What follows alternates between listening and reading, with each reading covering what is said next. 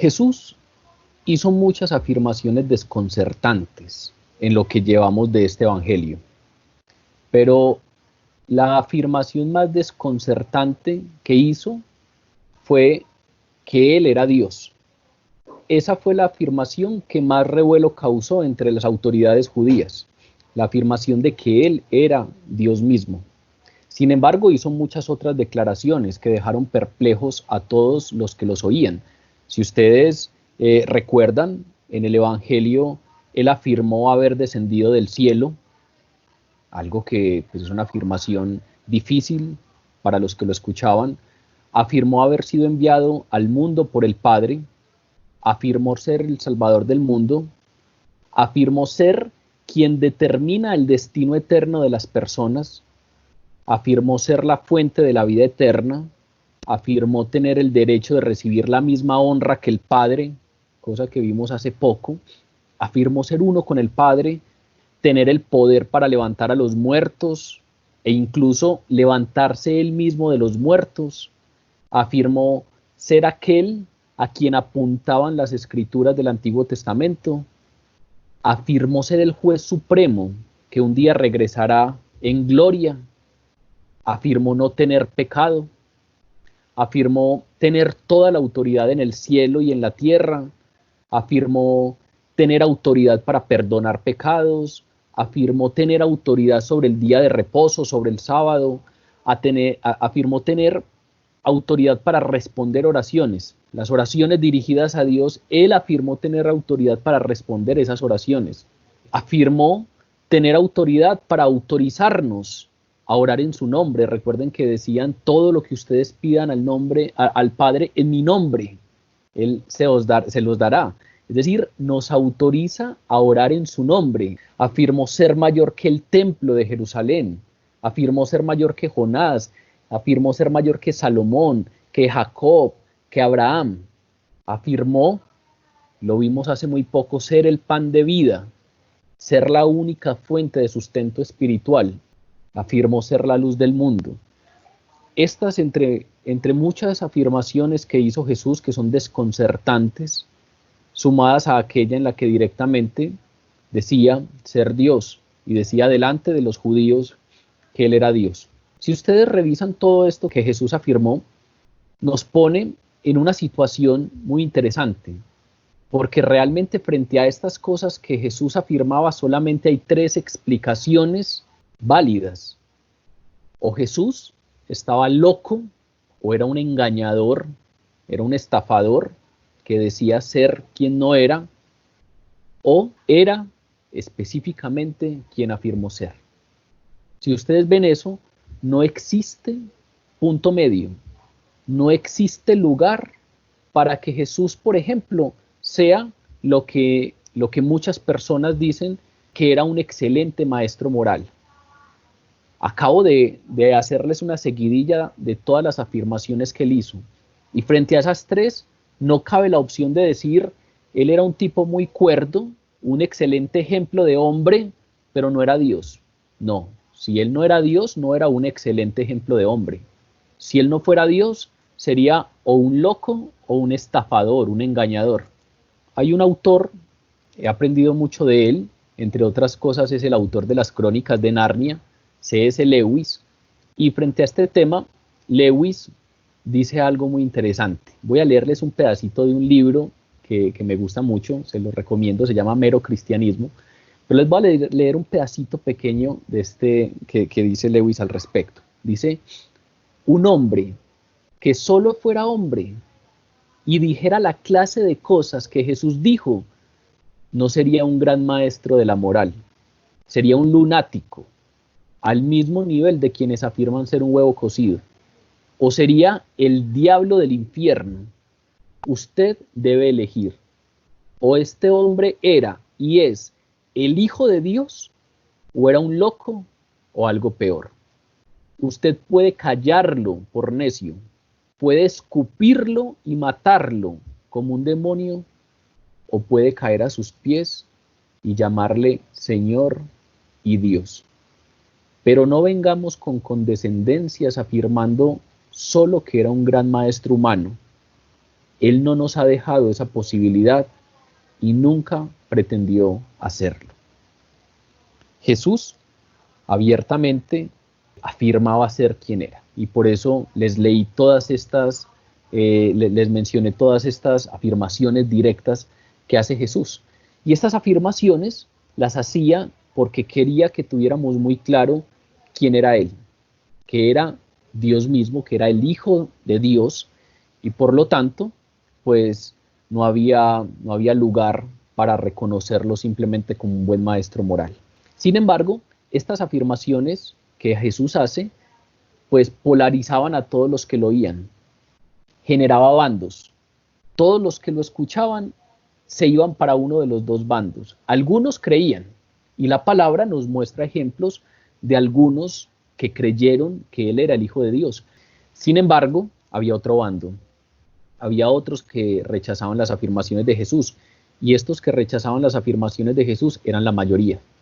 Aún en el juicio, cuando ya se estaba acabando el ministerio terrenal de Jesús, el Sanedrín le increpó: ¿eres tú el Cristo? Dínoslo. ¿Y qué responde Jesús? Si os lo dijere, no creeríais. ¿Por qué? Porque la mayoría no creen. En el capítulo 6 que acabamos de estudiar, Jesús le dijo a sus seguidores: hay algunos de vosotros que no creen, que no creéis. Y en el capítulo 7, que vimos hace 8 días, la primera parte del capítulo 7, los primeros 13 versículos nos hablan de un dicho trágico que dice Juan en el versículo 5, y es: ni aun sus familiares cercanos creían en Él.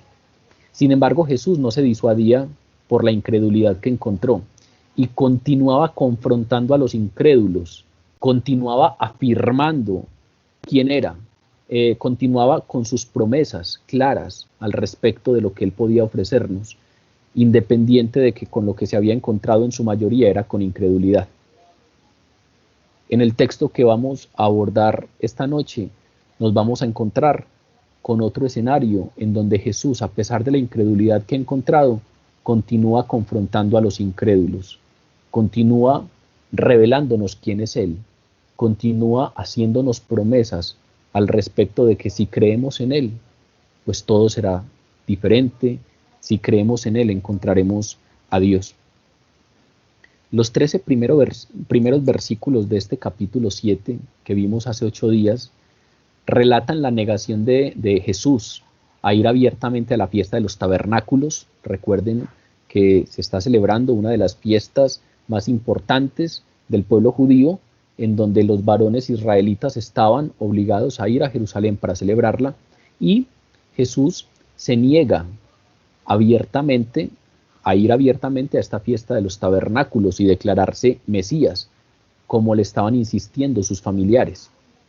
Sin embargo, también vimos hace 8 días que después de que las multitudes se habían ido hacia Jerusalén, Él emprendió el camino hacia Jerusalén, subió a la ciudad por otro camino muy seguramente, en otro momento, unos días después, y llega a la mitad de la fiesta.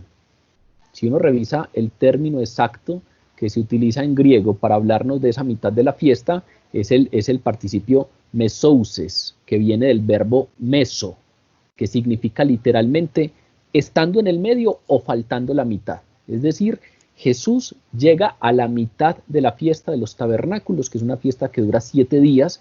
Jesús llega cuando falta la mitad de la fiesta.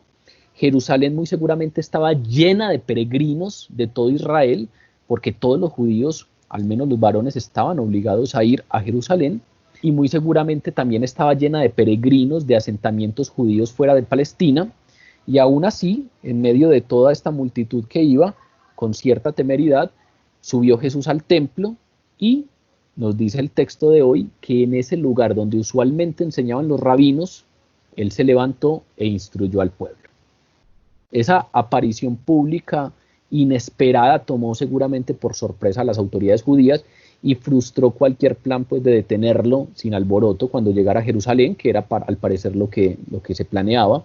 Todavía en este momento muchos judíos tenían una perspectiva favorable de Jesús, y eso complicaría muy seguramente un arresto público por parte de las autoridades.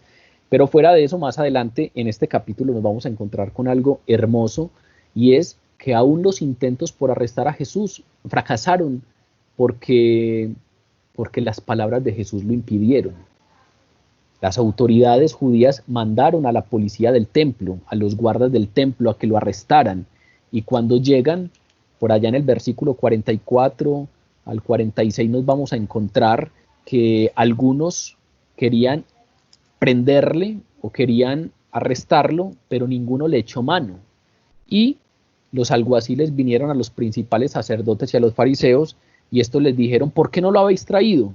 ¿Y qué respondieron los alguaciles o la policía del templo? Jamás hombre alguno ha hablado como este hombre. Es decir, por ahora no se da el arresto de Jesús, primero porque llegó en un momento que tomó de manera inesperada a las autoridades judías y todavía tenía cierta perspectiva favorable por parte del pueblo, y por lo tanto un arresto público no era muy conveniente, pero segundo, porque las palabras de Jesús eran tan impresionantes que aún los alguaciles que fueron mandados a arrestarlo llegaron con las manos vacías y dijeron: no lo trajimos porque nunca nadie ha hablado como este hombre. Ese es más o menos el contexto de este fragmento del capítulo 7 que vamos a abordar hoy. Había una gran oposición a Jesús, pero sin embargo él se levantó, fue a la fiesta de los tabernáculos, llegó a la mitad de la fiesta, fue directo al templo, a donde enseñaban e instruían los rabinos, y allí se levantó y enseñó. Y ese acto de levantarse y enseñar generó un diálogo que va desde los versículos 15 al 24, y en esos versículos nos vamos a encontrar 5 características que hicieron que muchos de los escépticos entendieran que las afirmaciones de Jesús eran sorprendentes. Nos vamos a encontrar aquí 5 características que para nosotros son fundamentales porque son evidencias de las afirmaciones de Jesús. Voy a leer en beneficio de todos. Ustedes siguen la lectura desde las versiones bíblicas que tengan a la mano. Juan, capítulo 7, versículos del 14 al 24. Mas a la mitad de la fiesta subió Jesús al templo y enseñaba. Y se maravillaban los judíos diciendo: ¿cómo sabe este letras sin haber estudiado? Jesús les respondió y dijo: mi doctrina no es mía, sino de aquel que me envió. El que quiera hacer la voluntad de Dios conocerá si la doctrina es de Dios o si yo hablo por mi propia cuenta. El que habla por su propia cuenta, su propia gloria busca, pero el que busca la gloria del que le envió, este es verdadero, y no hay en él injusticia. ¿No os dio Moisés la ley y ninguno de vosotros cumple la ley? ¿Por qué procuráis matarme? Respondió la multitud y dijo: demonio tienes, ¿quién procura matarte? Jesús respondió y les dijo: una obra hice y todos os maravilláis. Por cierto, Moisés os dio la circuncisión, no porque sea de Moisés, sino de los padres. Y en el día de reposo circuncidáis al hombre. Si recibe el hombre la circuncisión en el día de reposo, para que la ley de Moisés no sea quebrantada, ¿os enojáis conmigo porque en el día de reposo sané completamente a un hombre? No juzguéis según las apariencias, sino juzgad con justo juicio. Aquí entonces, como les menciono, Jesús sube a la mitad de la fiesta de los tabernáculos y llegó directamente al templo y allí enseñaba. Y se genera un diálogo entre la multitud y Jesús, y en ese diálogo entonces Jesús revela cuál es su fuente de conocimiento, en dónde está su seguridad, nos muestra su falta de egoísmo, nos hace una sentencia y nos habla de sus señales. En esos 5 puntos entonces vamos a basarnos para desarrollar el tema en la noche de hoy. Comencemos entonces con la fuente de su conocimiento. Dicen los versículos 15 y 16: y se maravillaban los judíos diciendo: ¿cómo sabe este letras sin haber estudiado? Y Jesús les respondió y dijo: mi doctrina no es mía, sino de aquel que me envió. Cuando los judíos oían la enseñanza de Jesús, se maravillaban. Cuando los judíos escuchaban las palabras de Jesús, se maravillaban. Así como se maravillaron los alguaciles cuando tuvieron que venir con las manos vacías delante de las autoridades y decirles: nadie nunca ha hablado como habla este hombre. Seguramente los sorprendía su dominio de las Escrituras. Y esto no era algo nuevo, ya había sucedido anteriormente. Si ustedes revisan el Sermón del Monte, también la gente quedó sorprendida. Todos los que oyeron el Sermón del Monte quedaron sorprendidos por las enseñanzas de Jesús. Pero también los de su propio pueblo Nazaret, que lo conocían desde pequeño, que sabían que era hijo de María, estos se sorprendían porque, claro, como lo habían visto desde pequeño, ahora lo escuchaban hablar con una sabiduría que no sabían ellos de dónde venía. Y también Marcos nos habla que los de Cafarnaún estaban sorprendidos cuando escuchaban a Jesús y sus enseñanzas. Al igual que los alguaciles del templo, vuelvo y repito, que eso es un tema que nunca deja a mí de sorprenderme. ¿Cómo sería escuchar una predicación de Jesús, por llamarlo así, o una revelación de Jesús, cuando aún aquellos que estaban en su contra, aún aquellos que estaban enviados directamente para apresarle, no fueron capaces de hacerlo y llegaron diciendo: nunca ha habido un hombre que hable como este? En medio de ese contexto, en medio de esa afirmación que nos hace Juan de que los judíos se maravillaban con las enseñanzas de Jesús, muy seguramente las autoridades judías, que a menudo se sentían amenazadas por Jesús, pues dirigieron un ataque cuestionando las credenciales. Ese versículo 15, después de decirnos que los judíos se maravillaban, nos dice que atacaron a Jesús o que comenzaron unos cuestionamientos directamente asociados con cuáles eran las credenciales de Jesús. ¿Cómo sabe este letras sin haber estudiado? ¿Cómo sabe todo lo que nos está diciendo si nunca ha estudiado? Y uno lee ese versículo y de inmediato, muy seguramente, es fácil que se nos venga a la cabeza aquel relato del que nos habla el capítulo 4 de Hechos. Por allá en el versículo 13 nos dicen que las autoridades se sorprendían de la predicación poderosa de Pedro y de Juan. Y nos dice directamente Lucas, el escritor de Hechos, estaban sorprendidos porque los que les hablaban eran hombres sin letras y del vulgo. Eran hombres que no habían sido formados. Eran hombres que no habían sido estudiados. La palabra nos dice, por ejemplo, que Pablo fue un hombre estudiado. Pablo aprendió las escrituras a los pies de su maestro Gamaliel, pero Pedro y Juan eran pescadores, recuerden. Eran hombres sin letras, eran hombres del vulgo. Y la gente se maravillaba de que la predicación de ellos fuera tan poderosa. Lo mismo está pasando acá. ¿Cómo sabe este letras sin haber estudiado? Y muy seguramente no estaban diciendo que Jesús fuera un ignorante. Lo que estaban afirmando era que Jesús no había recibido educación formal. La educación formal en las escuelas rabínicas prescritas. ¿Por qué?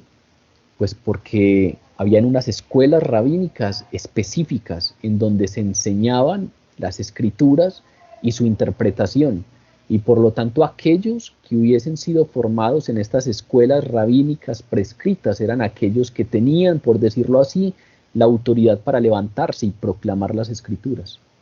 Este tipo salió de la nada. Este tipo no tiene credenciales. Este tipo no ha sido formado en las escuelas que tienen certificación,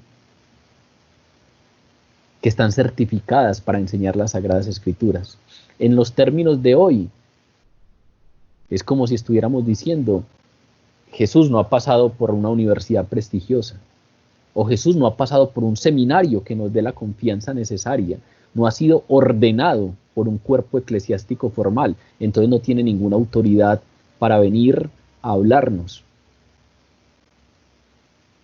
Pero no podían refutar la enseñanza de Jesús. Y como no podían refutar esa enseñanza de Jesús, ¿qué hacían? Cuestionaban sus credenciales, cuestionaban la autoridad que tenía para enseñar. cuestionaban el acto de pararse a enseñar cuando carecía de educación autorizada, cuando carecía del derecho legítimo a enseñar.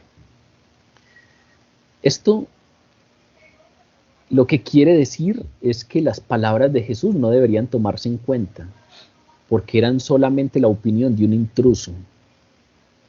Es decir, con esta pregunta de ¿cómo sabe este letra sin haber estudiado? Lo que nos quiere decir la palabra es que lo que pretendían los judíos y las autoridades judías muy seguramente eran los que habían provocado la pregunta, eran desprestigiar un poco aquellas palabras de Jesús. ¿Por qué? Pues porque no tienen un respaldo. No hay ninguna escuela rabínica que esté de acuerdo con ello, no hay ninguna doctrina claramente establecida que esté de acuerdo con ello. Esa es la opinión de este intruso, y muy seguramente pues esto tiene algo de sano, porque había que guardar un poco la sana doctrina, pero entonces por ese guardar la sana doctrina estaban cerrando ese espectro de actuación, y pareciera que todos los que se salieran de esas escuelas rabínicas establecidas pues no tenían esa autoridad. Parecía como que hubiera una fraternidad de maestros autorizados, y Jesús no hace parte de esa fraternidad. Entonces, como no podemos refutar sus enseñanzas, simplemente decimos, tú no tienes la autoridad para hablarnos, porque muéstranos tus credenciales, muéstranos dónde están tus certificados, muéstranos dónde están tus diplomas. ¿Cómo sabes tus letras si sabemos que no has sido instruido en ninguna escuela establecida? ¿Cuál fue la respuesta de Jesús? Fue una respuesta directa y devastadora. Mi doctrina no es mía, sino de aquel que me envió. Es decir, lo que digo no es mi opinión. Lo que digo no lo digo por cuenta propia. El hecho de que no esté certificado por una de sus escuelas no quiere decir que lo que esté diciendo sea mi opinión. La doctrina que estoy enseñando no es mía. No es algo que yo esté sacando simplemente para quedar bien. Lo que enseño es la doctrina del que me envió. Es decir, Jesús con esto les está diciendo directamente, mi conocimiento no es consecuencia de ninguna instrucción humana. Yo no fui instruido por maestros humanos, y por lo tanto mi enseñanza no es consecuencia de ninguna instrucción humana. Mi enseñanza es opuesta en algunos puntos a la de los maestros del judaísmo, pero eso no quiere decir que se trate solo de mi opinión personal. Lo que yo digo viene directamente del Padre. Lo que yo digo viene directamente de aquel que me envió. Y si revisamos el Evangelio, no solamente el de Juan, sino los otros 3 evangelios, nos encontraremos por todas partes que Jesús afirmaba hablar lo que el Padre le envió a hablar. Jesús afirmaba concretar la obra que el Padre le dio para que concretara. Jesús afirmaba hacer las cosas que el Padre le dio para que hiciese. Por ejemplo, en el capítulo 12 de Juan, en los versículos 49 y 50, dice, porque yo no he hablado por mi propia cuenta. El Padre que me envió, Él me dio mandamiento de lo que he de decir y de lo que he de hablar. Y sé que su mandamiento es vida eterna. Así pues, lo que yo hablo, lo hablo como el Padre me lo ha dicho. Es decir, en otra ocasión más nos está diciendo, yo no estoy hablando por cuenta propia. Yo hablo en nombre del Padre que me envió, y lo hablo tal y como Él me lo enseñó, y lo hablo tal como el Padre me lo ha dicho. Con esta respuesta, los líderes judíos resultaron acusados. ¿Por qué? Porque Jesús estaba declarando que efectivamente en muchos puntos su enseñanza era opuesta a la de los maestros del judaísmo, pero además de eso estaba afirmando que no era una opinión propia. Se estaba parando a decir, no es que yo esté interpretando las escrituras de X manera, no es que yo esté poniendo un punto de vista más ahí sobre la mesa para que lo consideren. No, Jesús lo que está diciendo es, la enseñanza mía viene de manera directa e inmediata de Dios Padre. Y entonces obviamente los maestros y los líderes judíos resultaron acusados. ¿Por qué? Ya que solo Jesús tenía el conocimiento perfecto del Padre, solo Él podía hablar directamente lo que el Padre le había enseñado, lo que el Padre le había dicho. La doctrina de Jesús había sido enviada directamente por Dios y resultaba radicalmente diferente a la de los otros rabinos, cuya fuente de autoridad en general provenía de las enseñanzas de otros rabinos. Es decir, lo que hoy estaban declarando los rabinos lo habían aprendido de otros rabinos. Y lo que Jesús les está diciendo es, ese sistema de instrucciones rabínicas, pues está muy bien para ustedes, pero no tiene mucho que ver con Dios, porque mi enseñanza se opone, es contraria a lo que ustedes enseñan, y mi enseñanza viene directamente de Dios. Mateo, por ejemplo, registra en la conclusión del Sermón del Monte algo similar. Por allá en el capítulo 7 de Mateo, en la parte final del Sermón del Monte, encontramos que la gente se admiraba de la doctrina de Jesús porque les enseñaba como quien tiene autoridad y no como los escribas.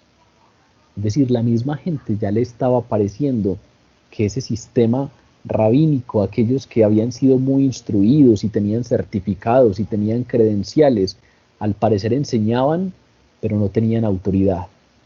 En cambio Jesús, a pesar de carecer de todos esos certificados, enseñaba como quien tiene autoridad. ¿Por qué? Pues porque su enseñanza venía directamente del Padre. Jesús también era diferente en algunos puntos a todos los profetas del Antiguo Testamento. Aunque él, como ellos, eran enviados por Dios para proclamar su verdad. Cuando revisamos los textos de los profetas del Antiguo Testamento, todos ellos decían, así dice el Señor. Pero en cambio, Jesús declaraba con autoridad, yo os digo. Es decir, mi palabra es la palabra del Padre. Yo vengo a hablarles y lo que les hablo, lo hablo en nombre propio. Vean que Jesús nunca viene y dice, así les dice el Señor, así les dice el Padre, así les dice Yahvé. No, Jesús habla directamente diciendo, yo les digo, yo os digo, pero todo lo que él dice tiene la autoridad de que viene del Padre. Esto es uno de los puntos fundamentales de este diálogo, ese primer punto en el que Jesús deja muy claro cuál es su fuente de conocimiento. Lo que yo afirmo, lo que yo revelo, no viene de ninguna instrucción humana. Tiene algunos puntos que son radicalmente opuestos a sus enseñanzas rabínicas, pero todo lo que yo afirmo viene directamente del Padre. La fuente de conocimiento de Jesús no radica en ninguna instrucción, en ningún ejercicio de formación humano, viene directamente del Padre. Pero aparte de eso, Jesús nos habla de su seguridad. Jesús nos dice en el versículo que viene la seguridad que tiene en lo que está afirmando. Dice el versículo 17, el que quiera hacer la voluntad de Dios, conocerá si la doctrina es de Dios o si yo hablo por mi propia cuenta. Es decir, Jesús, después de que les dijo, todo lo que yo hablo viene del Padre, les dice, todo el que de ustedes quiera hacer la voluntad de Dios, se va a dar cuenta si lo que yo digo es falso o no. Como quien no tiene ningún problema con que lo esculquen, como aquellos que están siendo investigados por algún delito y tranquilamente dicen, no tengo ningún problema en que revisen mis cosas, no tengo ningún problema en que revisen mis cuentas, no tengo ningún problema en que esculquen un poco debajo de mis cosas. ¿Por qué? Porque estoy totalmente seguro. Como cuando Pablo por allá, cuando le escribe a Timoteo, dice eso tan hermoso, en donde le afirma, sé que nunca seré avergonzado, porque yo sé en quién he creído. Esa seguridad en donde él dice, independiente de lo que pase, independiente de que esté en prisiones, independiente de que sufra algunos padecimientos, independiente de cualquier cosa, sé que nunca seré avergonzado, porque tengo una seguridad. Yo sé en quién he creído. Cuando alguien tiene la seguridad puede venir y tranquilamente decir: el que quiera hacer la voluntad de Dios, el que no quiera engañarnos, el que no quiera tergiversar las cosas por su propia conveniencia, sino que realmente quiera conocer la voluntad de Dios, busque la verdad de Dios, va a conocer si la doctrina que les enseño es de Dios o no. Sabrá si yo hablo por mi propia cuenta o efectivamente estoy hablando en nombre del Padre. Es decir, no tenía ningún problema en abrirse y decirles: si alguno de ustedes quiere conocer la voluntad de Dios, va a saber tranquilamente que yo no estoy engañándolos. Va a saber tranquilamente que en mí no hay engaño. Va a conocer si la doctrina que les enseño es de Dios o si estoy hablando por mi propia cuenta. Jesús, a través de todo su ministerio, solía recibir peticiones de que hiciera señales para probar su autenticidad. Le pedían señales para creerle, para que él probara que efectivamente lo que decía era auténtico.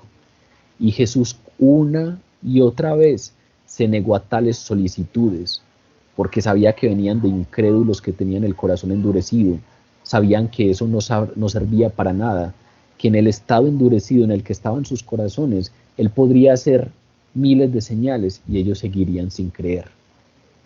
Pero acá Jesús hace una promesa. Jesús aquí promete que el que busque sinceramente la verdad revelada por Dios, el que realmente quiera hacer la voluntad de Dios, conocerá si esa verdad que Él está enseñando es de Dios o no lo es, o si Él se está inventando esas cosas por cuenta propia. Es un reto increíblemente atractivo el que le hace a las multitudes, y además de eso muy simple. Jesús les está diciendo: si ustedes se humillan ante la palabra de Dios, en donde se revela su voluntad, si ustedes se humillan en la presencia de Dios para conocerlo y obedecerle, van a tener la certeza de que mi enseñanza es cierta. Háganlo y se van a dar cuenta. Es decir, les pone un reto. Es como si les estuviera diciendo: ustedes me han dicho a mí en innumerables ocasiones que haga señales para probar mi autenticidad. Ahora yo les pongo a ustedes esta prueba. Prueben y se van a dar cuenta que Dios no se va a quedar callado. Prueben, humíllense ante la palabra de Dios. Quieran conocerle a Dios, quieran obedecerlo y van a tener la certeza de que mi enseñanza es cierta. Les garantizo que si se humillan sinceramente ante la palabra de Dios y ante su presencia, se van a dar cuenta de la autenticidad de lo que afirmo, de la autenticidad de mi mensaje. Y lo más lindo de esta palabra que estamos estudiando hasta este momento es que el mismo reto que Jesús le dirigió a las multitudes de Judá, a las multitudes de Israel allí en Jerusalén, ese mismo reto continúa hoy, 2 milenios después. Jesús hoy también a nosotros nos dice: si hay dudas en tu corazón, si tienes todavía incertidumbres, si a veces por todo esto en lo que estamos viviendo hay algunas fisuritas por donde se te mete la duda. ¿Por qué? Pues porque nos formamos en la universidad, muchos de nosotros. Yo, por ejemplo,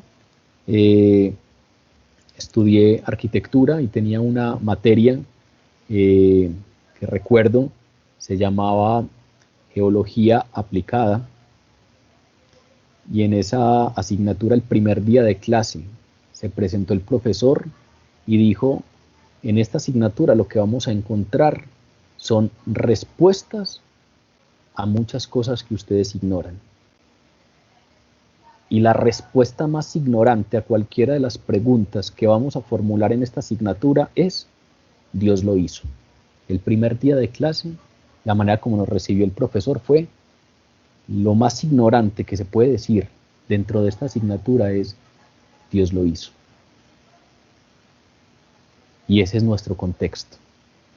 Nos formamos en círculos académicos, en donde muy seguramente hay muchas explicaciones. Tenemos amigos, tenemos buenas lecturas, en donde muy seguramente se nos generan muchas dudas. Vemos series de televisión en donde muy seguramente tocan temas que nos pueden generar dudas acerca de la existencia de Dios, acerca de si Dios, si es un Dios personal que se preocupa por nosotros, acerca de si Dios, si es un Dios personal que tiene voluntad y tiene la soberanía y el poder para hacer su voluntad. Nos pueden generar dudas acerca de Jesús, quién es Jesús, si vino, si no. Ese cuento de la cruz y de Jesús, muy seguramente en muchas partes se van a encontrar ustedes que es una fábula rancia, que solamente creerían pseudointelectuales, ingenuos, inexpertos. Y a raíz de muchas de esas cosas es muy probable que se vengan dudas a nuestro corazón. Pero lo más hermoso que encontramos en la palabra, en este texto que estamos hasta ahora estudiando, es el mismo reto que Jesús le dirigió a estas multitudes en Jerusalén. Es el mismo reto que continúa hoy, 2000 después, y que te dirige a ti y a mí.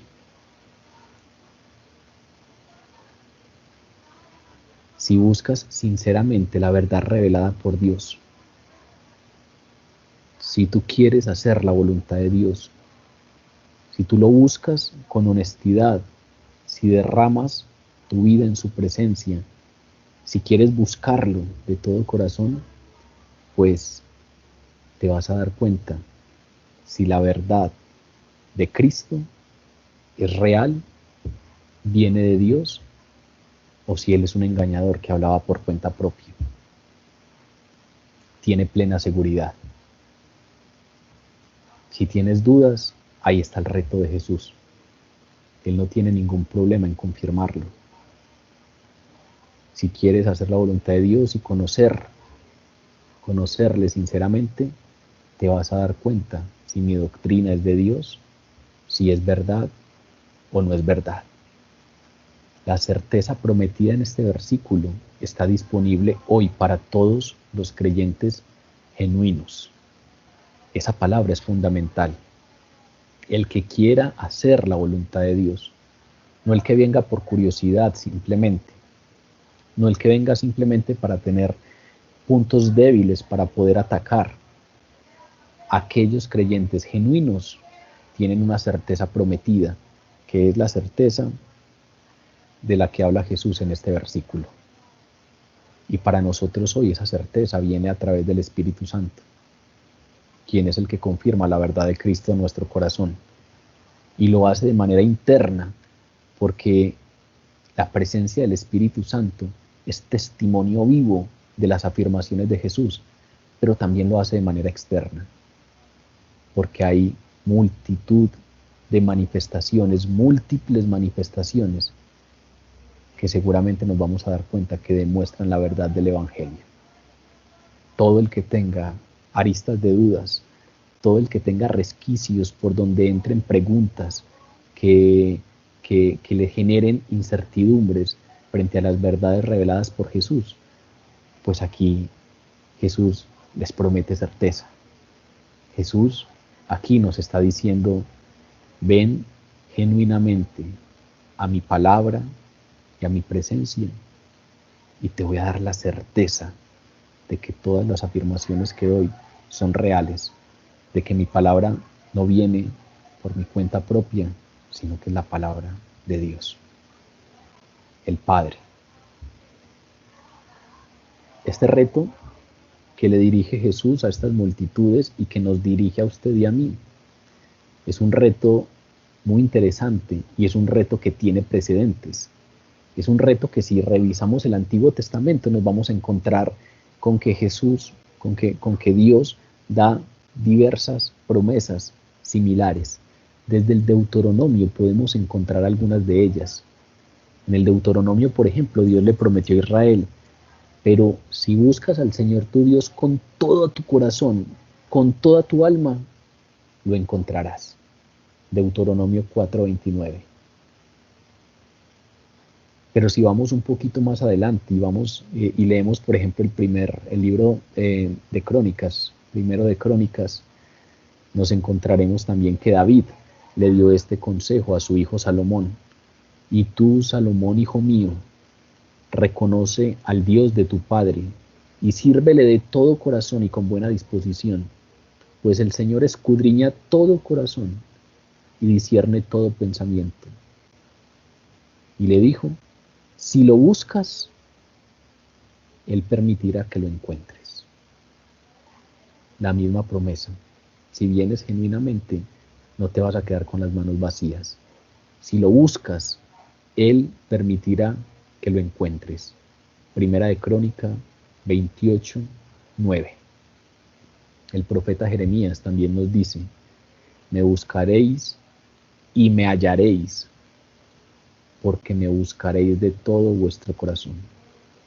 Es decir, la única condición que pone Dios para ser hallado es búscame de todo corazón, búscame genuinamente, búscame sinceramente, y Dios permitirá que lo encuentres.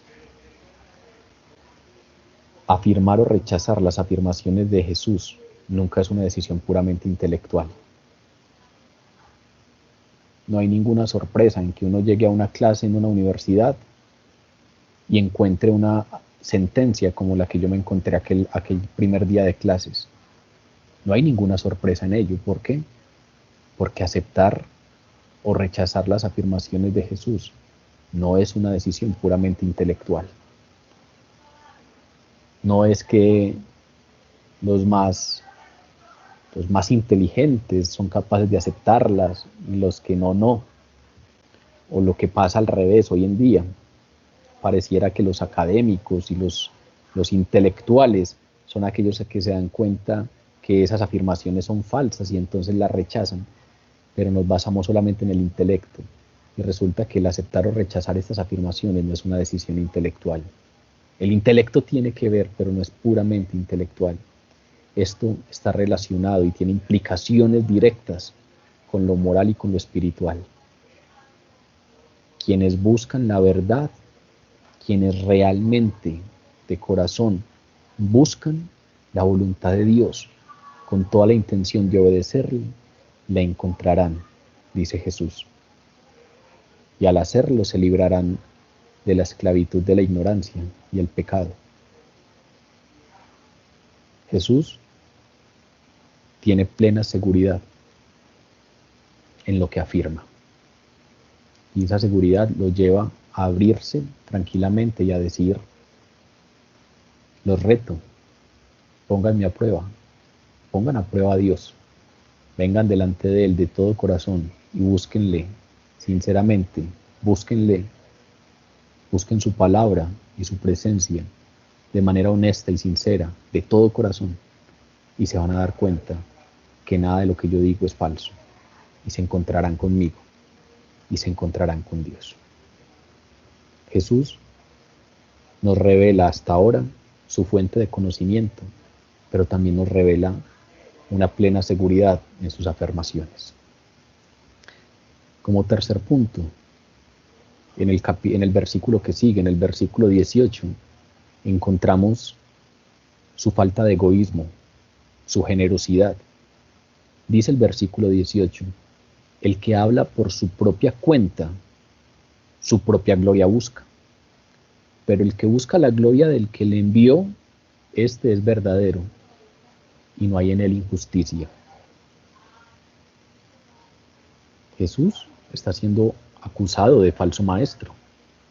Jesús está siendo acusado de hablar inventándose cosas. Usted no tiene los credenciales para hablar en nombre de Dios. ¿Qué hace usted diciendo todo lo que dice si usted no ha estudiado letras? Y Jesús lo que viene aquí a decirnos es, yo no hablo por cuenta mía. El que habla por su propia cuenta, pues busca su gloria. Pero el que busca la gloria del que lo envió, este es verdadero y no hay en él injusticia. Si uno revisa la palabra, frente a aquel tema de los falsos maestros, pues nos encontraremos con que hay al menos dos características muy marcadas que define la palabra frente a todo falso maestro, frente a todo supuesto Mesías. Lo primero, y nos lo dice aquí directamente Jesús, es: todo falso maestro busca su propia gloria. Todo falso maestro habla por su propia cuenta, habla por su propia autoridad y no por la de Dios. Ahí hay dos características fundamentales. Todo falso maestro busca su propia gloria y habla por su propia cuenta. Estos falsos maestros, y en la palabra nos hablan también de falsos profetas, proclaman sus propias reflexiones, no hablan en nombre de Dios, proclaman sus propias reflexiones. ¿Para qué? Para atraer seguidores. Y normalmente atraen seguidores, ¿por qué? Porque cuando atraen seguidores aseguran su ganancia personal. El profeta Miqueas describió la avaricia de los falsos profetas de su época en su libro. Por ejemplo, si leen Miqueas en el capítulo 3, versículo 5, nos dice: así ha dicho el Señor acerca de los profetas que hacen errar a mi pueblo y claman paz cuando tienen algo que comer, y al que no les da de comer, proclaman guerra contra él. Es decir, Miqueas nos está diciendo que hay profetas, o estaba hablando de los profetas de su época, y nos dice que hay profetas que hacen errar al pueblo. El Señor ha hablado acerca de esos profetas y dicen: hay profetas que hacen errar a mi pueblo. Estos que buscan su ganancia personal, claman paz cuando tienen algo para comer, pero cuando alguien no les da de comer, es decir, cuando no sacan una ganancia personal, proclaman guerra contra él. Y luego, en el versículo 11 de ese capítulo 3 nos dice: sus jefes juzgan por cohecho, y sus sacerdotes enseñan por precio, y sus profetas adivinan por dinero. Es decir, nos está diciendo que en su época han habido autoridades religiosas que no están hablando en nombre de Dios y que simplemente son falsos maestros, falsos profetas que están buscando su propia gloria y que están buscando sus ganancias personales. No solamente Miqueas nos habla sobre este tema, Ezequiel también en el capítulo 34 de su libro nos dice: así dice el Señor omnipotente, ay de ustedes, pastores de Israel, que tan solo se cuidan a sí mismos. ¿Acaso los pastores no deben cuidar el rebaño? Ustedes se beben la leche, se visten más gordas, pero no cuidan del rebaño. Impresionante esa expresión de Ezequiel. ¡Ay de ustedes! ¿Se acuerdan cuando éramos niños que cuando sabíamos que alguno había hecho algo malo, decíamos: ¡ay! ¡Ay, ay, ay! ¡Ay! El castigo que le van a pegar. ¡Ay! La pena que le van a pegar. Es como si Ezequiel nos estuviera diciendo: ¡ay de ustedes, pastores de Israel! Lo que se les viene, porque solo se cuidan a sí mismos. ¿Acaso no deberían cuidar el rebaño? Pero ustedes se beben la leche, se visten con la lana y matan las ovejas más gordas, pero no cuidan del rebaño. Hay maestros, pastores, profetas, que buscando su propia ganancia se han olvidado de la obra del Señor, no hablan por cuenta de Dios, sino por cuenta propia, y buscan su propia gloria y su propia recompensa. En el Nuevo Testamento también nos damos cuenta que Pablo constantemente habla de estos falsos maestros. En Romanos, por ejemplo, en el capítulo 16, nos afirma que estos falsos maestros no sirven a nuestro Señor Jesucristo, sino a sus propios vientres. Es decir, no les interesa sino satisfacer sus propios placeres. En la primera carta a Timoteo, capítulo 6, les dice: cuidado, advierte a su discípulo, cuidado con los falsos maestros, porque estos toman la piedad como fuente de ganancia. Toman la piedad como fuente de ganancia, quieren gloria para sí mismos. Y luego a Tito, en el primer capítulo de Tito, de la carta a Tito, versículo 11, acerca de los falsos maestros, le dice: cuidado con ellos, porque enseñan por ganancia deshonesta lo que no conviene.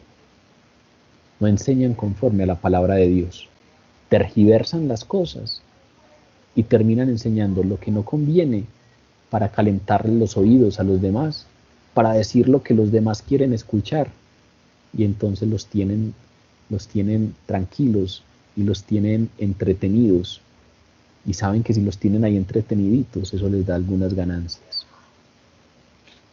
Una de las cosas interesantes de estudiar la palabra como lo estamos haciendo es que eso genera ciertos retos. Cuando a uno lo invitan a predicar, normalmente uno busca ciertos textos que le permiten exponer la palabra en función del mensaje que uno quiere dar. Pero cuando uno explora un libro como lo estamos haciendo, resulta que hay un montón de versículos que son muy incómodos. Pero de esos versículos también hay que hablar, porque no solamente se habla de lo que conviene. Y hay algunos versículos que generan cierta incomodidad. Y hay algunos versículos que no son tan populares. Y hay algunos versículos que generan ciertas antipatías. Pero Pablo dice directamente, cuidado con aquellos maestros que solamente enseñan lo que les conviene por ganancia deshonesta. Y aquello que enseñan a veces no conviene del todo, porque simplemente quieren tener entretenidos a sus oyentes, porque saben que allí encontrarán ciertas ganancias. En lugar de buscar honrar a Dios, los falsos maestros buscan honra para sí, dice el Señor. Recuerden por allá en el libro de Mateo, en el Evangelio de Mateo, cuando Jesús reprende a los escribas y a los fariseos. ¿Qué les dijo? Ustedes aman los primeros asientos en las cenas y las primeras sillas en las sinagogas, y les encanta que los saluden en las plazas, y les fascina que los hombres los llamen rabí, rabí. Mateo 23, del 5 al 7. Les encanta tener recompensas, les encanta ser reconocidos y tener gloria para sí mismos. Pero también dice en el Evangelio de Mateo, versículo 6, para aquellos cuya meta es ser alabados por los hombres, ya tienen su recompensa. Si lo que quieres es ser alabado por los hombres, pues ya tienes tu recompensa. Los hombres te alabarán. Si revisamos el Evangelio, Jesús nunca buscó su propia gloria. Todo lo contrario. Por ejemplo, dijo cosas como, el Hijo del Hombre no vino para ser servido. El Hijo del Hombre vino a servir y para dar su vida en rescate por muchos. El Evangelio es, en términos teológicos, la kénosis de Jesús. La kénosis es una palabra griega que significa, transliterándolo un poco al castellano, significaría algo como el vaciamiento. Jesús se vació totalmente. El anonadamiento. El anonadamiento es ese vaciamiento. Él estaba totalmente completo y se despojó de todo eso que tenía y se llevó hacia la pobreza extrema. La kénosis de Jesús es todo lo contrario. Él no buscó su propia gloria. Él, por el contrario, teniendo toda la gloria, se despojó de esa gloria y vino y nació en forma de siervo. ¿Recuerdan ese texto que escribe Pablo a los filipenses, que se convirtió en uno de los himnos más conocidos en ese primer siglo? Jesús, siendo en forma de Dios, siendo Dios mismo, ¿qué más gloria necesitaría? No se necesita ningún reconocimiento de los hombres. Él era Dios mismo, estaba en la plenitud de la gloria con Dios Padre y con Dios Espíritu. Y dice Pablo, Él, siendo en forma de Dios, no estimó el ser igual a Dios como cosa a que aferrarse, sino que se despojó a sí mismo, se vació a sí mismo, tomando forma de siervo, hecho semejante a los hombres, y estando en la condición de hombre, se humilló a sí mismo, haciéndose obediente hasta la muerte y muerte de cruz. Jesús no buscó su gloria. Por el contrario, siendo en forma de Dios, no estimó el ser igual como cosa, igual a Dios como cosa que aferrarse, y se despojó de todo ello. ¿Para qué? Para servir, no para ser servido. Se despojó de todo ello. ¿Para qué? Para dar su vida en rescate por muchos. Todo lo contrario de lo que buscan estos falsos maestros. Los falsos maestros son egoístas, buscan su propia ganancia, son exigentes, buscan reconocimiento, el primer asiento en la sinagoga, buscan ser reconocidos en público. En cambio, Jesús, ¿qué hizo? Se abajó. Por ejemplo, miraba a los enfermos cara a cara, miraba a los pobres cara a cara. Por ejemplo, realizó una tarea de importancia ínfima, reservada normalmente para los esclavos más bajos. A veces no somos del todo conscientes de lo que fue este acto de Jesús del lavamiento de los pies. Imagínense el contexto de los hombres allí en este contexto desértico, en este ambiente desértico, en donde habían unos caminos, más o menos ahí generados por las caravanas de mercaderes y de viajeros que iban de un lugar a otro, y algunos iban a pie, pero otros iban con animales, con camellos, y entonces el mismo camino se compartía con los animales, y en ese camino entonces había arena, había estiércol de animales, y ellos lo que usaban eran unas sandalias bajas que no les cubrían todo el pie, y por lo tanto cuando llegaban a algún lugar, a alguna casa, pues el criado más bajo de todos, los criados que tenían una posición más baja, eran aquellos que estaban reservados para estar allí a disposición de los que llegaran y lavarles los pies. ¿Y qué había en esos pies? Estiércol de animales. ¿Qué había en esos pies? Mugre del camino. Y Jesús, en vez de buscar reconocimiento y ser reconocido socialmente, se puso al lugar no solamente de un siervo, sino que se puso al lugar de los siervos más bajos. Se levantó en la cena, se quitó su manto, nos dice la palabra, y tomando una toalla se la ciñó, luego puso agua en un lebrillo y comenzó a lavar los pies de sus discípulos y a enjuagarlos con la toalla con que estaba ceñido.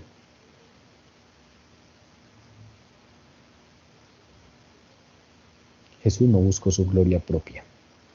Por el contrario, vino a servir y vino a darse totalmente, a vaciarse totalmente para dar su vida en rescate por cada uno de nosotros.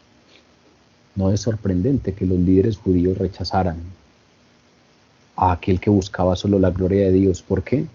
Porque estaban acostumbrados a un sistema en el que recibían glorias los unos de los otros y no buscaban la gloria que viene del Dios único.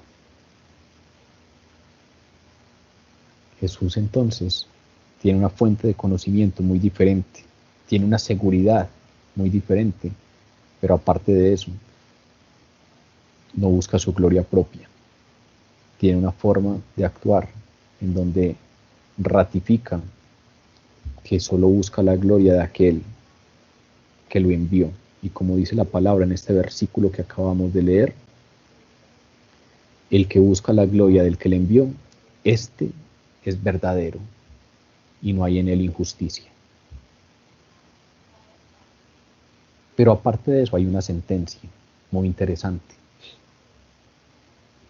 El versículo 19 y 20, los versículos 19 y 20 nos van a hablar de una pregunta que hace Jesús.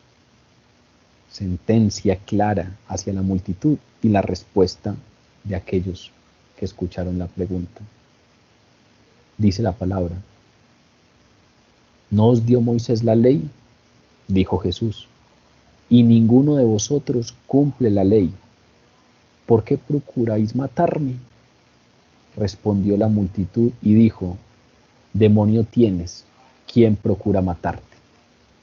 Jesús, muy consciente del odio de las autoridades judías y del deseo que había de matarlo, pronunció un juicio muy directo, con una pregunta que suena muy retórica. ¿No os dio Moisés la ley? Esa pregunta de ¿no os dio Moisés la ley? Pues es una pregunta simplemente para dejar en el aire, porque está claro que todos ellos responderían unánimemente sí, por supuesto, responderían sí de manera enfática. ¿No os dio Moisés la ley? Pero después de esa pregunta, que es fácil responder o cuya respuesta es muy obvia, dice, y ninguno de vosotros cumple la ley. Esa es una declaración totalmente precisa. Y esa es la declaración más precisa que puede hacerse en cuanto a la verdad del pecado humano. Jesús les está directamente diciendo, nadie puede guardar la ley. Una realidad que no es solamente para ellos, no es que ellos sean unos judíos descuidados, no es que ellos sean unos judíos irreverentes frente a la ley, no, es una verdad y una realidad para todos los seres humanos. Nadie puede guardar la ley.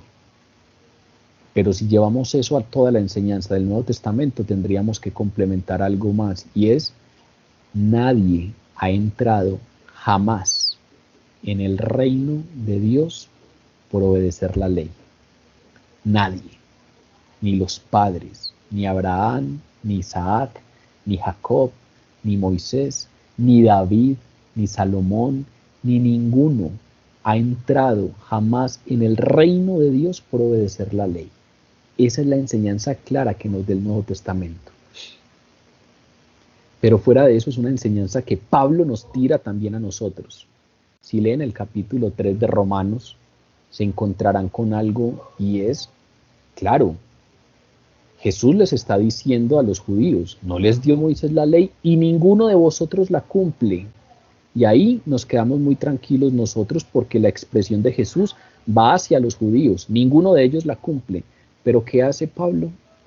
Pablo en el capítulo 3 de Romanos coge esa misma expresión de que ninguno de vosotros cumple la ley que expresa Jesús y nos la tira a nosotros. Es decir, es como si Jesús también le estuviera diciendo ya a usted, no les dio Moisés la ley y ninguno de ustedes, Cris, Daniela, Diana Patricia, Laura, Majo, María Isabel, ninguno de ustedes la cumple. No solamente es un tema de los judíos. Vean lo que dice Romanos, capítulo 3, versículo 9.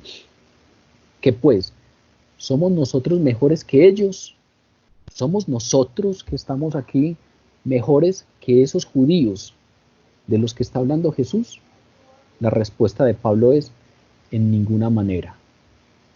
Pues ya hemos acusado a judíos y a gentiles, que todos están bajo pecado.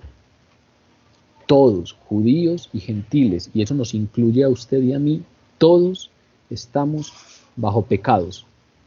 Como está escrito, no hay justo, ni aun uno, no hay quien entienda, no hay quien busque a Dios.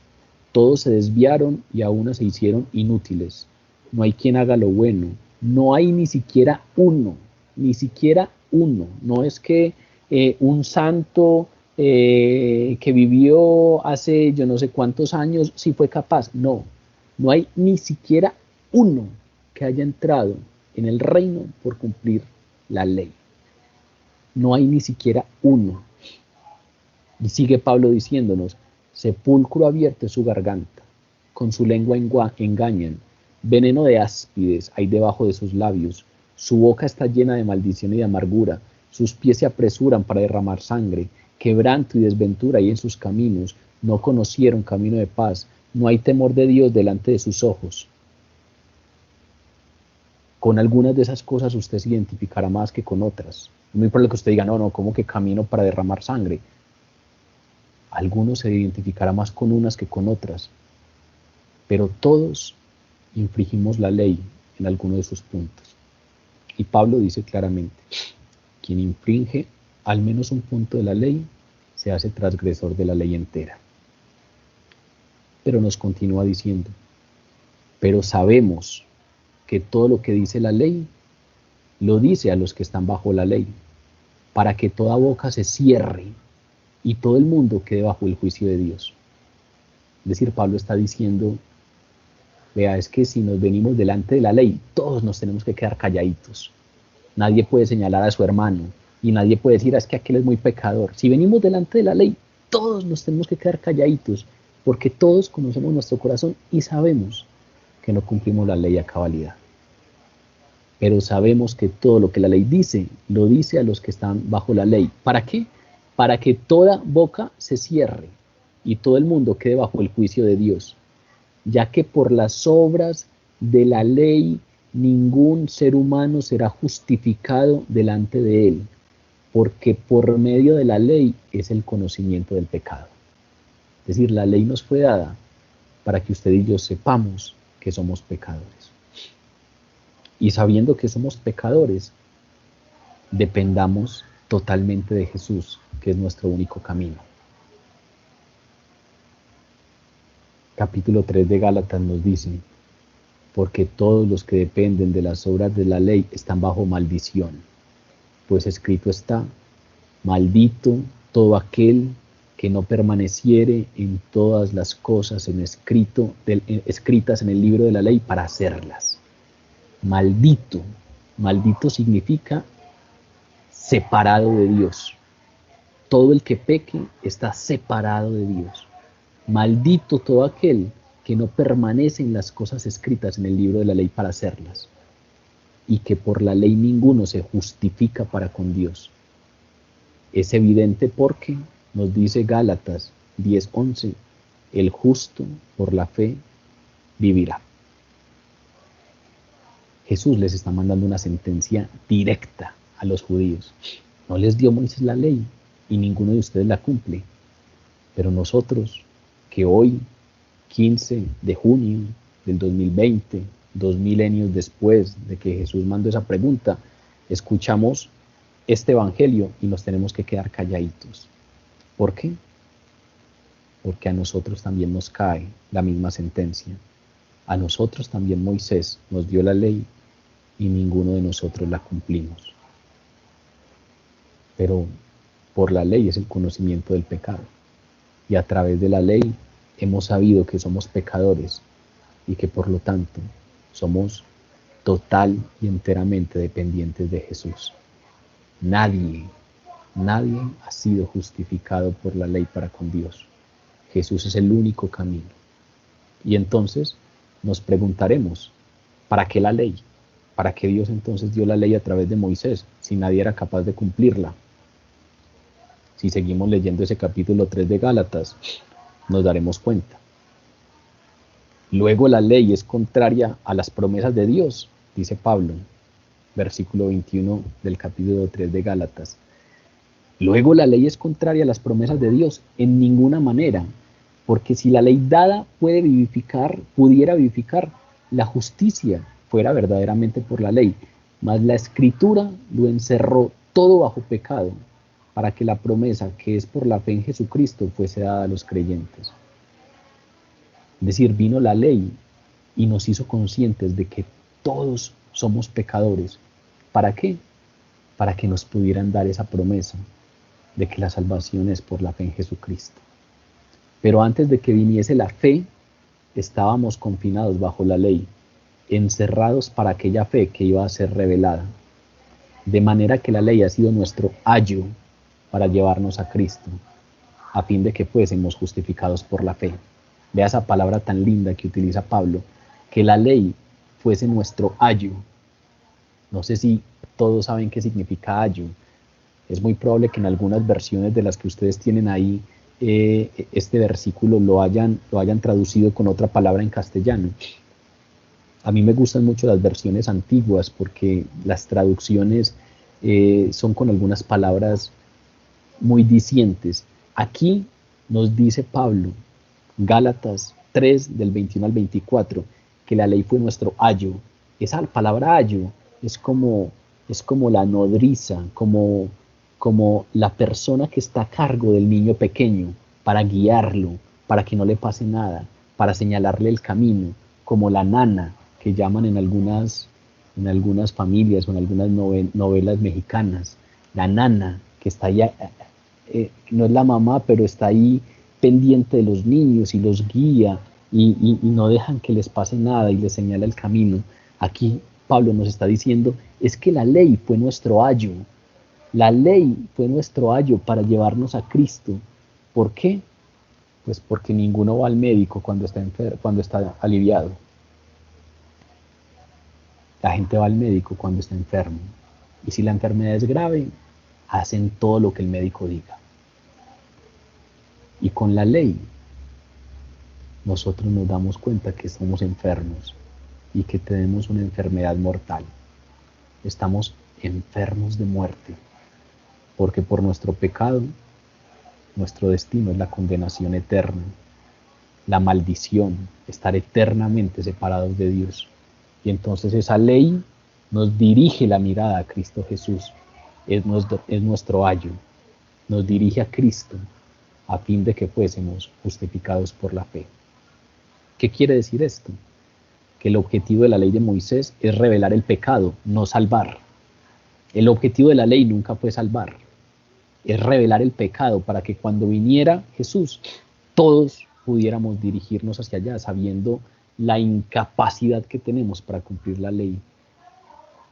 Pero los judíos lo habían hecho un medio para obtener salvación. Los judíos legalistamente buscaban las maneras supuestamente de cumplir la ley, pero no lo hacían. Recuerden lo que decía Jesús.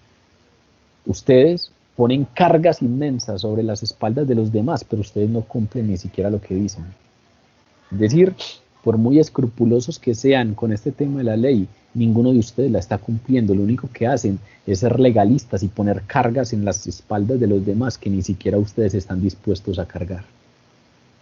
Ellos habían hecho un medio de la ley, un medio para obtener salvación, pero no importaba cuánto la estudiaran, no importaba cuánto se esforzaban en aplicarla.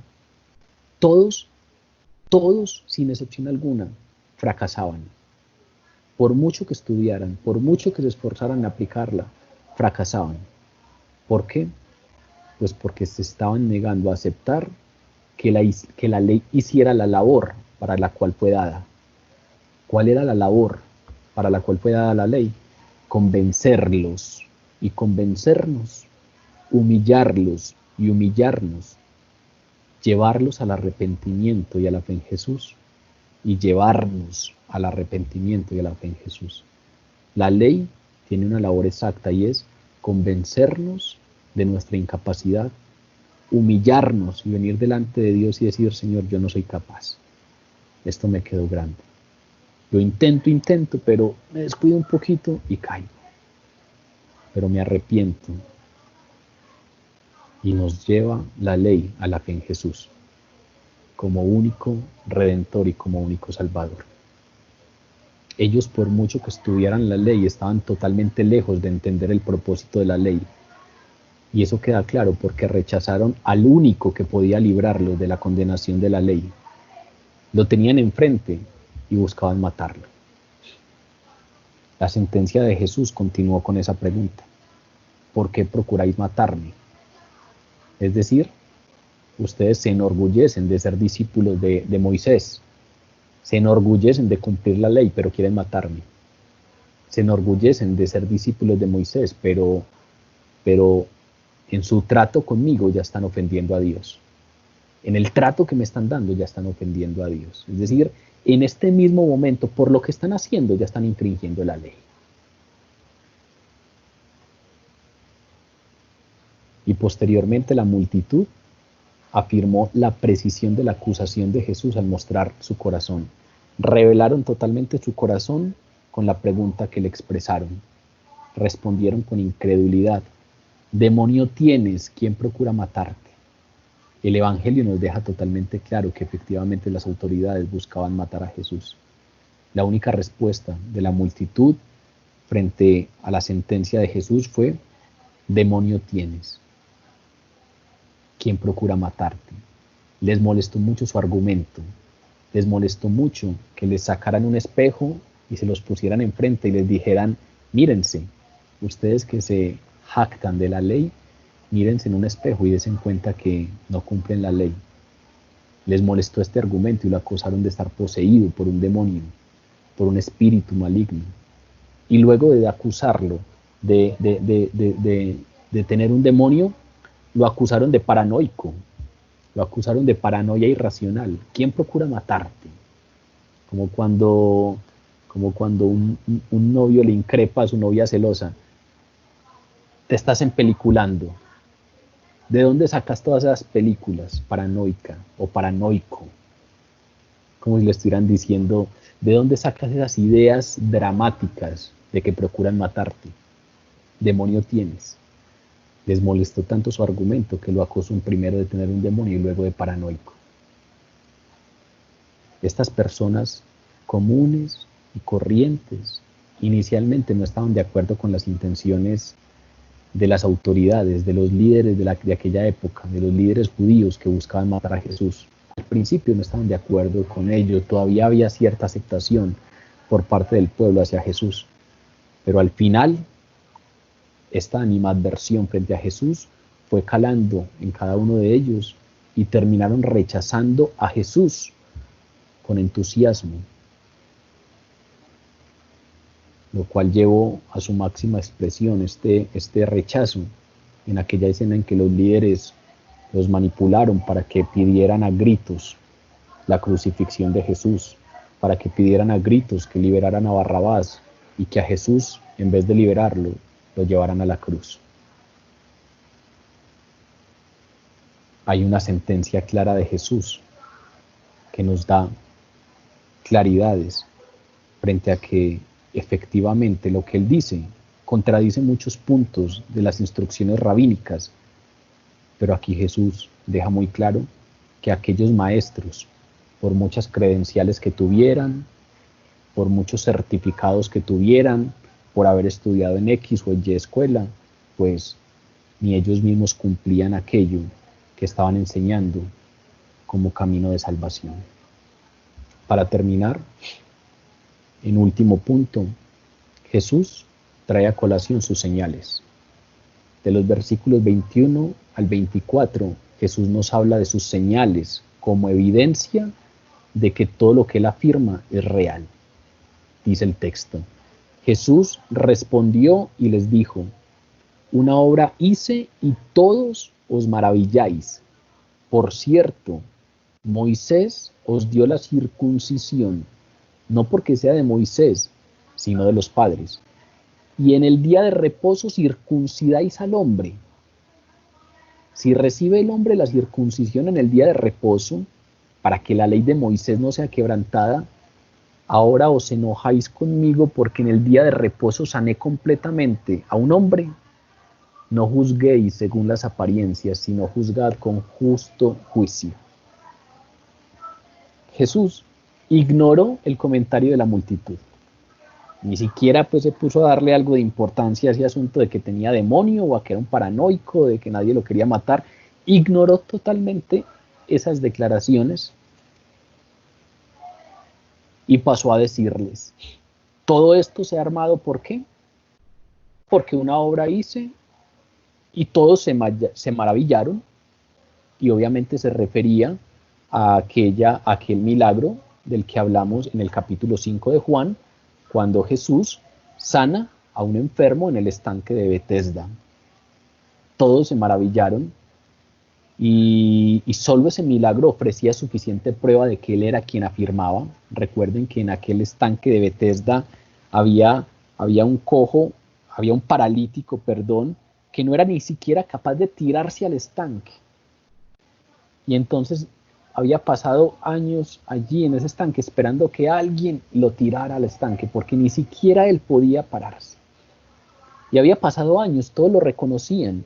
No era que aquel se estaba haciendo el cojo para después ser sanado y timarnos a todos. No, era un paralítico que estuvo durante años a los ojos de todos.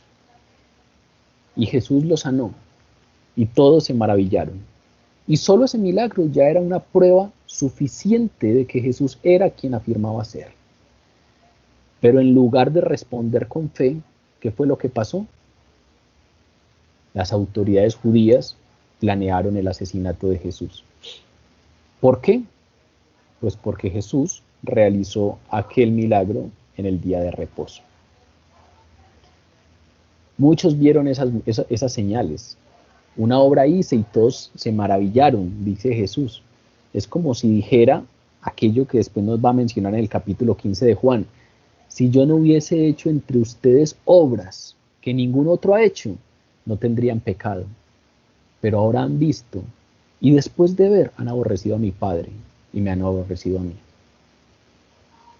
Si yo no hubiera hecho delante de ustedes todo lo que hice, que ningún otro ha sido capaz de hacer, pues su culpa sería menor. Pero es que el asunto es que ya ustedes vieron. Y aún después de ver esa obra que hice, aún así me aborrecen a mí y a mi Padre. En ese diálogo anterior con los líderes religiosos judíos que vimos en el capítulo 5, Jesús había defendido su derecho a sanar en el día de reposo, y en esa defensa de sanar en el día de reposo, Jesús habló de su igualdad absoluta con el Padre. Es decir, yo tengo autoridad sobre el día de reposo porque soy en todo igual al Padre. Recuerden esa enseñanza que vimos hace unas semanas.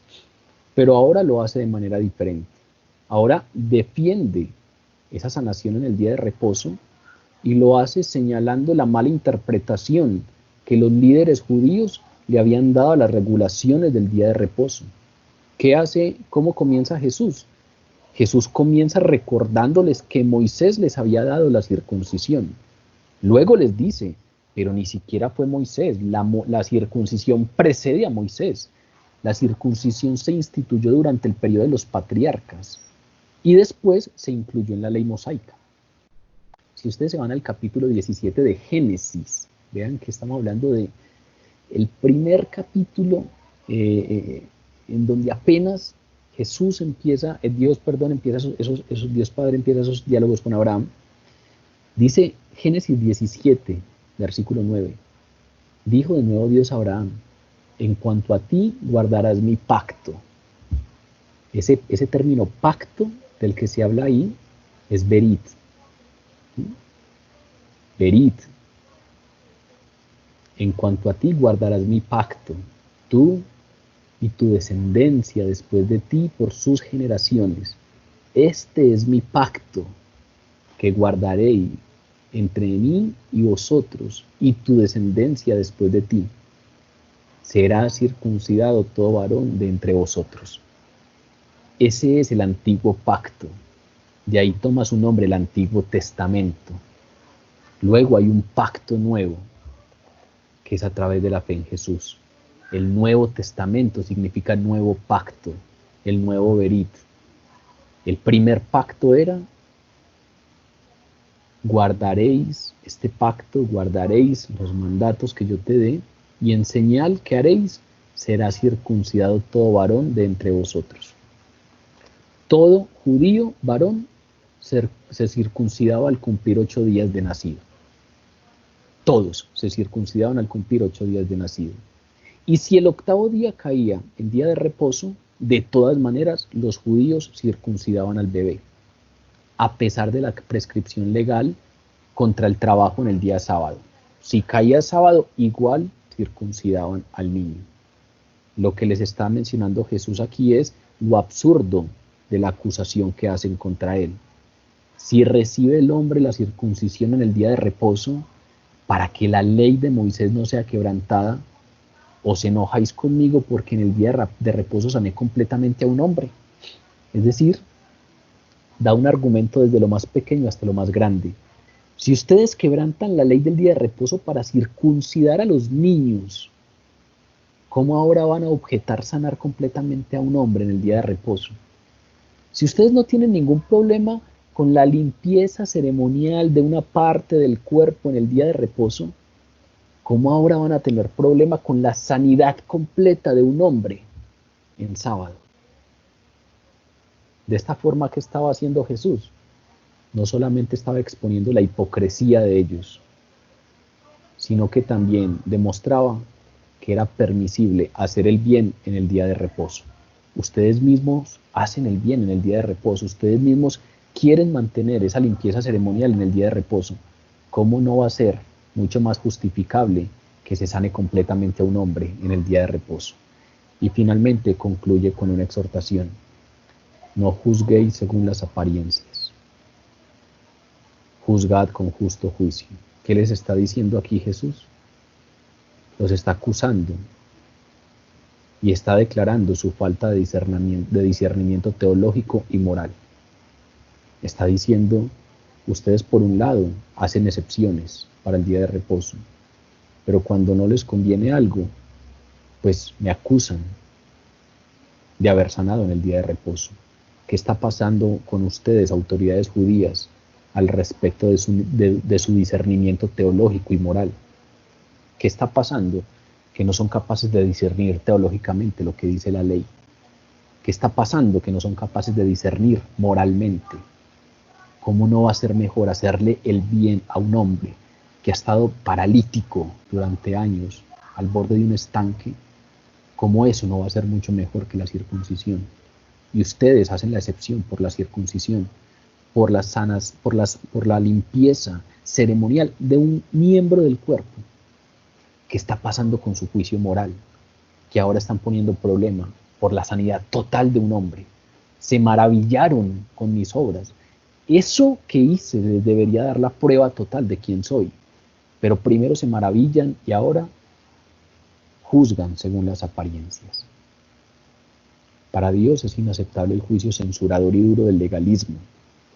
Es decir, Jesús denunció claramente lo legalista de los fariseos. Ustedes imponen cargas que los otros no son capaces de cumplir. Ese juicio legalista que busca la autojustificación. Pero también juzga el juicio superficial según las apariencias. También juzga ese juicio que tiramos en donde no exploramos el hecho concretamente, en donde no venimos delante del Señor a mirar cuál es su postura frente a una situación. No juzguéis según las apariencias, sino juzgad con justo juicio. Las autoridades judías estaban juzgando a Jesús de una manera laxa, según las apariencias. No había ningún discernimiento moral ni teológico. ¿Qué estaba haciendo Jesús acá? Urgiendo, llamando a sus oyentes a abandonar esas malas interpretaciones sobre él y a juzgar sus afirmaciones con justo juicio. De nuevo la seguridad. Les está diciendo, si ustedes vinieran delante de mis afirmaciones con justo juicio, con toda seguridad su apreciación frente a mí sería totalmente distinta. Pero ustedes juzgan según las apariencias. Juzguen con justo juicio y encontrarán la promesa que nos dio unos versículos atrás. Encontrarán que Él era quien decía ser, tal como lo había prometido. Para concluir, hemos visto en la noche de hoy, en estos versículos, que Jesús, a pesar de la incredulidad que ha encontrado, continúa manifestándose y revelándose como el Hijo de Dios, como el Cordero de Dios que quita el pecado del mundo, como el enviado de Dios, como el Hijo de Dios. Jesús continúa señalándonos el camino al Padre, continúa señalándose y automanifestándose como el único camino al Padre. No hay otro. El texto de hoy nos deja claro eso, no hay otro. No hay nadie que se justifique por otro medio. ¿Usted quiere ser santo en términos de camino de santidad? Todos los creyentes somos santos porque somos apartados para Dios. Pero usted quiere ser santo en términos de camino de santidad, hágalo. No solamente porque es un buen deseo, sino porque es un mandato de Dios. Busque la santidad. Y esa es la obra del Espíritu Santo en usted. Pero no es por la santidad que usted va a salvarse. Esa es la expresión de algo que ya está pasando dentro de usted. La ley, el cumplimiento de la ley, no salva a nadie. El único camino al Padre es Jesús. Después de que el Espíritu Santo está en nosotros, hay frutos dignos de arrepentimiento que expresan la acción que Él está haciendo en nosotros. Pero hoy la palabra que hemos estudiado nos ha dejado claro algo, y es: no hay nadie. Ustedes no les dio Moisés la ley y sin embargo no la cumplen. ¿Por qué? Pues porque solamente alcanzaremos la estatura de Cristo Jesús cuando estemos con Él en su gloria.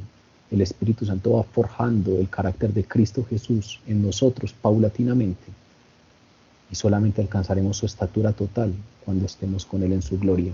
Por ahora hay que esforzarse, pero definitivamente todos sabemos que a veces fallamos un poco y que el único camino es Jesús. Imagínese cómo habría sido escucharle. Con esto que hablamos hoy, imagínese cómo habría sido escuchar a Jesús. Los judíos se maravillaban de su doctrina. Los alguaciles que mandaron para que lo arrestaran se maravillaban de su doctrina. Usted y yo no estuvimos ahí, pero tenemos sus palabras registradas por Juan. Y aún más, tenemos el desenlace de los hechos que siguieron. Usted y yo ya conocemos lo que ha pasado después de esto: su muerte y su resurrección por cada uno de nosotros. Los hechos más importantes de la historia de la humanidad. Jesús murió y entregó su sangre como precio de rescate por usted y por mí. Nosotros no estuvimos ahí. Sabemos que habría sido maravilloso porque nadie ha hablado como Él. Nadie podía hacer las cosas que Él hacía. Pero hoy podemos venir a su palabra como lo hemos hecho, y tenemos sus palabras registradas por Juan, y tenemos el desenlace de los hechos. Usted y yo hoy sabemos que Él entregó su vida por nosotros. La promesa está ahí. Si usted tiene dudas, búsquele de todo corazón y no le quedará la menor duda. Es el reto que hoy Jesús plantea. Las evidencias están. Jesús hoy expone la fuente de su conocimiento, nos mostró su seguridad, nos mostró su falta de egoísmo, no busca gloria para sí mismo, nos dio la sentencia clara que envió a los judíos, y fuera de eso nos habló de sus señales. Hice esa obra por la que ustedes se maravillaron. Solo con una de esas es suficiente para que ustedes sepan quién soy yo. Todo esto prueba que Él es el Hijo de Dios. La invitación es la misma que hace 2000 milenios. Si usted y yo nos humillamos ante la palabra de Dios, en donde se revela su voluntad, para conocerla y obedecerla, si usted y yo nos humillamos ante la presencia de Dios para conocerla y obedecerle, vamos a llegar a la certeza de que su enseñanza es cierta y lo vamos a conocer como Señor y Salvador. Después de esto, solo hay una opción. Nos daremos cuenta que Jesús no estaba loco y que no era un engañador, y que por lo tanto era quien decía ser. Y frente a ello, solamente tenemos la opción de venir a sus pies y reconocerlo como Señor y Salvador, el único camino, la única verdad y el único que nos da vida. Vamos a orar.